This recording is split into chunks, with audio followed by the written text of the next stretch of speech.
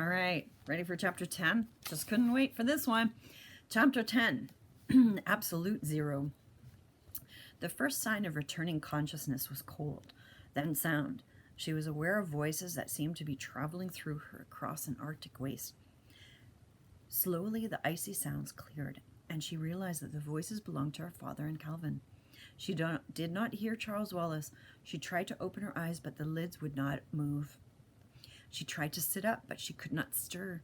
She struggled to turn over to move her hands or feet, but nothing happened. She knew that she had a body, but it was as lifeless as marble. She heard Calvin's frozen voice. Her heart is beating so slowly. Her father's voice, but it's beating. She's alive. Barely. We couldn't find a heartbeat at all at first. We thought she was dead. Yes, and then she could feel her heart very faintly, the beats very far apart, and then it got stronger. So all we have to do is wait. Her father's voice sounded brittle in her ears as though they were being chipped out of ice. Calvin, yes, you're right, sir. She wanted to call out to them, I'm alive, I'm very much alive, only I've been turned to stone. But she could not call out any more than she could move. Calvin's voice again, anyhow, you got her away from it. You got us both away, and we couldn't have gone on holding out. It's so much more powerful and stronger than... How did we stay out, sir? How did we manage as long as we did? Her father, because it's completely unused to being refused. That's the only reason I could keep from being absorbed too. No mind has tried to hold out against it for so many thousands of centuries that certain centers have become soft and atrophied through lack of use. If you hadn't come to me when you did, I'm not sure how much longer I would have lasted. I was on the point of giving in. Calvin, oh no, sir. Her father, yes, nothing seemed important anymore but rest, and of course it offered me complete rest. I had almost come to the conclusion that I was wrong to fight, that it was right after all, and everything I believed in most passionately was nothing but a madman's dream. But then you and Meg came in to make me, broke through my prison, and hope and faith returned. Calvin, sir, why were you on Camazaz at all? Was there a particular reason for going there? Her father, with a frigid laugh, going to Camazaz was a complete accident. I never intended even to leave our own solar system. I was heading for Mars. Tutoring is even more complicated than we had expected. Calvin, sir, how was it able to get Charles Wallace before it got Meg and me? Her father, from what you've told me, it's because Charles Wallace thought he could deliberately go into it and return. He trusted too much to his own strength. Listen, I think the heartbeat is getting stronger. His words no longer sounded to her quite as frozen. Was it his words that were ice, or her ears? Why did she hear only her father and Calvin? Why didn't Charles Wallace speak? Silence, a long silence.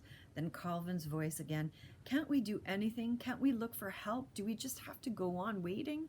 Her father, we can't leave her, and we must stay together. We must not be afraid to take time. Calvin, you mean we were? We rushed into things on Camazaz too fast, and Charles Wallace rushed in too fast, and that's why he got caught? Maybe. I'm not sure. I don't know enough yet. Time is different on Camazaz anyhow. Our time inadequate, though it is. At least it's straightforward. It may not be even fully one-dimensional because it can't move back and forth on its line, only ahead, but at least it's consistent in its direction. Time on Camazaz seems to be inverted, turned in on itself, so I have no idea whether I was imprisoned in that column for centuries or only for minutes.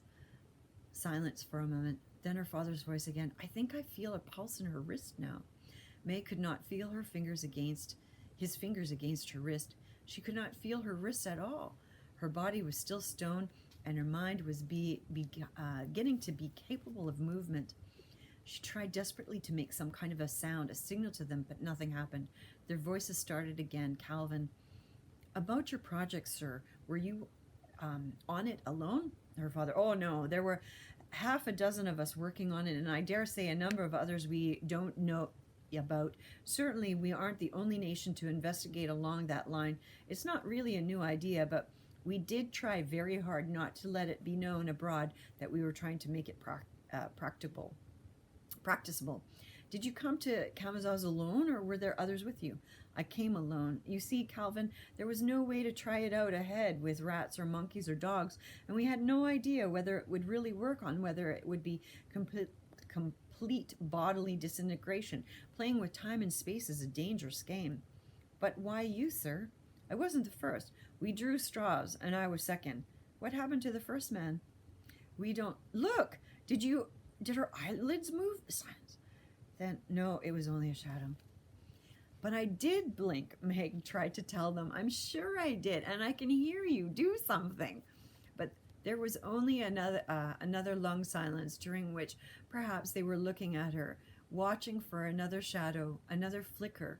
Then she heard her father's voice again, quiet, a little warmer, more like his own voice. We drew straws, and I was second. We know Hank went. We saw him go. We saw him vanish right in front of the rest of us. He was there, and then he wasn't. We were to wait for a year for his return, or for some message. We waited. Nothing. Calvin, his voice cracking. Jeepers, sir, you must have been in sort of a flop. His father, yes, it's frightening as well as an exciting thing to discover that matter and energy are the same thing, that size is an illusion, and that time is a material substance. We can know this, but it's far more than we can understand with our puny little brains. I think you'll be able to comprehend far more than I and Charles Wallace, even more than you. Yes, but what happened, please, sir, after the first man? Meg could hear her father sigh.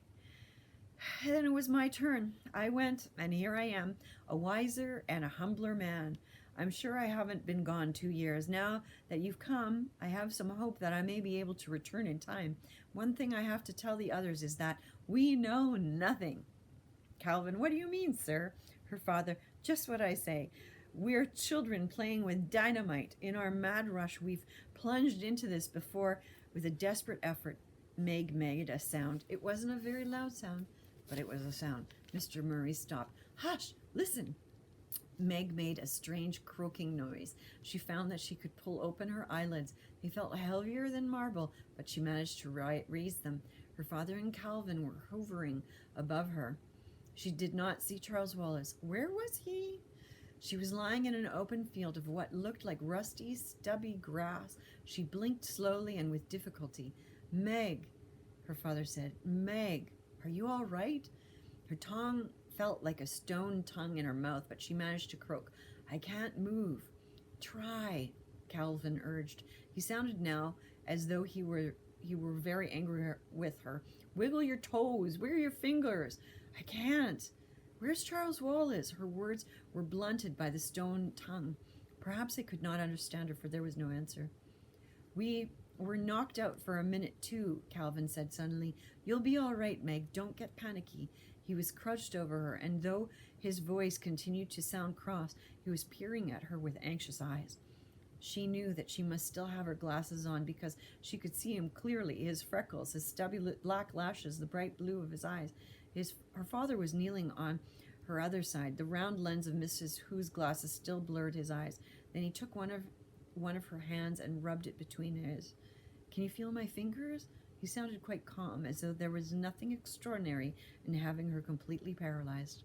At the quiet of his voice, she felt calmer. Then she saw that there were great drops of sweat standing out on his forehead, and she noticed vaguely that the gentle breeze that touched her cheeks was cool. At first his words had been frozen, and now the wind was mild. Was it icy cold here or warm? Can you feel my fingers? He asked again. Yes, now she could feel a pressure against her wrist, but she could not nod. Where's Charles Wallace? Her words were a little less blurred. Her tongue, her lips were beginning to feel cold and numb, as though she had been given a massive dose of Novocaine at the dentist. She realized with a start that her body and limbs were cold, that not only was she not warm, she was frozen from head to toe, and it was this that had made her father's words seem like ice, that had paralyzed her. I'm frozen, she said faintly. Kamazaz hadn't been that cold, a cold that cut deeper than the wind on the bitterest of winter days at home. She was away from it, but this unexplained iciness was almost as bad. Her father had not saved her. Now she was able to look around a little, and everything she could see was rusty and gray. There were trees edging the field in which she lay, and their leaves were the same brown as the grass. There were plants that might have been flowers, except that they were dull and gray. In contrast to the drabness of color, to the cold that numbed her, the air was filled with a delicate spring-like fragrance, almost imperceptible as it blew softly against her face. She looked at her father and Calvin. They were both in their shirt sleeves, and they looked perfectly comfortable. It was she, wrapped in their clothes, who was frozen, too solid even to shiver. "Why am I so cold?" she asked. "Where's Charles Wallace?" They did not answer. "Father, where are we?"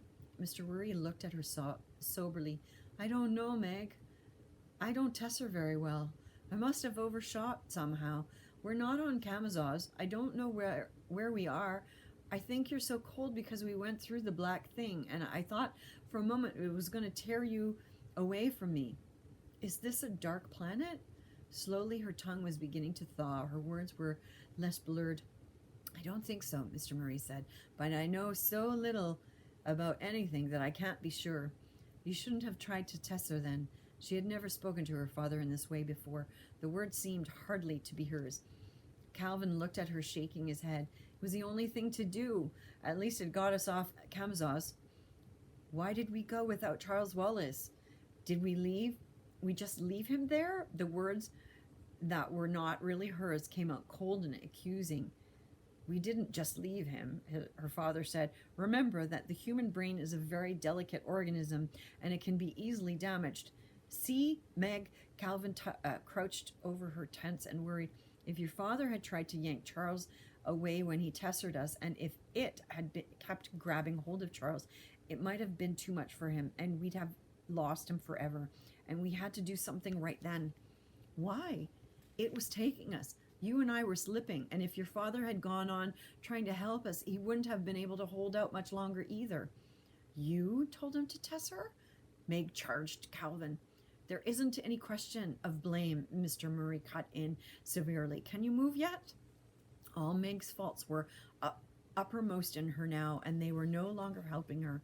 "No, and you'd better take me back to Kamazaz and Charles Wallace quickly. We're supposed to be able to help." Disappointment was as dark and corrosive in her as the black thing.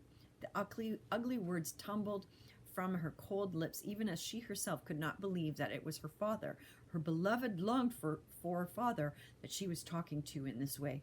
If her tears had not still been frozen, they would have gushed from her eyes. She had found her father, and he had not made everything all right. Everything kept getting worse and worse. If a long search for her father was ended, and he wasn't able to overcome all their difficulties, there was nothing to guarantee that it would all come out right in the end. There was nothing left to hope for. She was frozen, and Charles Wallace was being devoured by it, and her omnipotent father was doing nothing. She teetered on the seesaw of love and hate, and the black thing pushed her down into hate. "You don't even know where we are," she cried out at her father. "We'll never see Mother or the twins again. We don't know where Earth is, or even where Kamazaz is. We've lost her out in space. What are we going to do?" She did not realize that she was as much in the power of the black thing as Charles Wallace. Mr. Murray bent over her, massaging her cold fingers. She could not see his face. "My daughter, I am not a Mrs. Whatsit, a Mrs. Who, or a Mrs. Which. Yes, Calvin had told me everything he could. I am a human being, and a very valuable one. But I agree with Calvin. We were sent here for something. We know that all things work together for good to them that love God, to them who are the called according to his purpose." "The black thing," Meg cried out at him. "Why did you let it almost get me?" "You've never tessered as well as the rest of us," Calvin reminded her. "It never bothered Charles and me as much as it did you." "He shouldn't have taken me then," Meg said, "until he learned to do it better. Neither her father nor Calvin spoke. Her father continued his gentle massage. Her fingers came back to life with tingling pain. "You're hurting me." "Then you're feeling again," her father said quietly. "I'm afraid it is going to hurt, Meg." The piercing pain moved slowly up her arms, began in her toes and legs. She started to cry out against her father when Calvin exclaimed, "Look!" Coming toward coming toward them, moving in silence across the brown grass, were three figures. What were they? On Uriel, they had been the magnificent creatures. On Camazaz, the inhabitants had at least resembled people. What were these three strange things approaching? They were the same dull gray color as the flowers. If they hadn't walked upright, they would have seemed like animals. They moved directly towards the three human beings. They had 4 arms and far more than 5 fingers to each hand, and the fingers were not fingers, but long, waving tentacles. They had heads and they had faces. But where the faces of the creatures on Uriel had seemed far more like human faces, these seemed far less.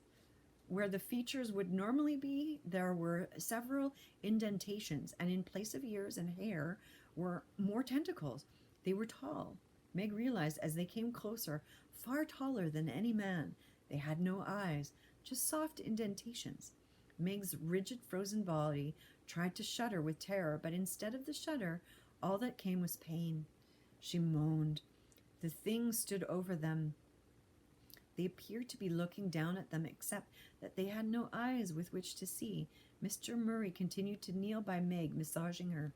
"He's killed us, bringing us here," Meg thought. "I'll never see Charles Wallace again, or Mother, or the twins." Calvin rose to his feet. He bowed to the beasts as though they could see him. He said, "How do you do, sir, ma'am?" "Who are you?" the tallest of the beasts said. His voice was neither hostile nor welcoming, and it came out from the mouth-like indentation in the furry face, but from the waving tentacles. "They'll eat us," Meg thought wildly. "They'll make us hurt. They're making me hurt. My toes, my fingers. I hurt." Calvin answered the beast's questions. We're from Earth. I'm not sure how we got here. We've had an accident. Meg, this girl is paralyzed. She can't move. She's terribly cold. We think that's why she can't move." One of them came up to Meg and squatted down on its huge haunches beside her, and she felt utter loathing and revulsion as it reached out a tentacle to touch her face. But with the tentacle came the same delicate fragrance that moved across her with the breeze, and she felt a soft, tingling warmth go all through her that momentarily assuaged her pain. She felt suddenly sleepy. "I must look as strange to it as it looks to me," she thought drowsily, and then realized with a shock that, of course, the beast couldn't see her at all. Nevertheless, a reassuring sense of safety flowed through her with the warmth, which continued to seep deep into her as the beast touched her. Then it picked her up, cradling her in 2 of its 4 arms. Mr. Murray stood up quickly. "What are you doing?" "Taking the child." And that concludes chapter 10. My gosh, we're almost done. All right. Thank you for listening. Wrinkle in Time, chapter 11, next one. All right. See you then.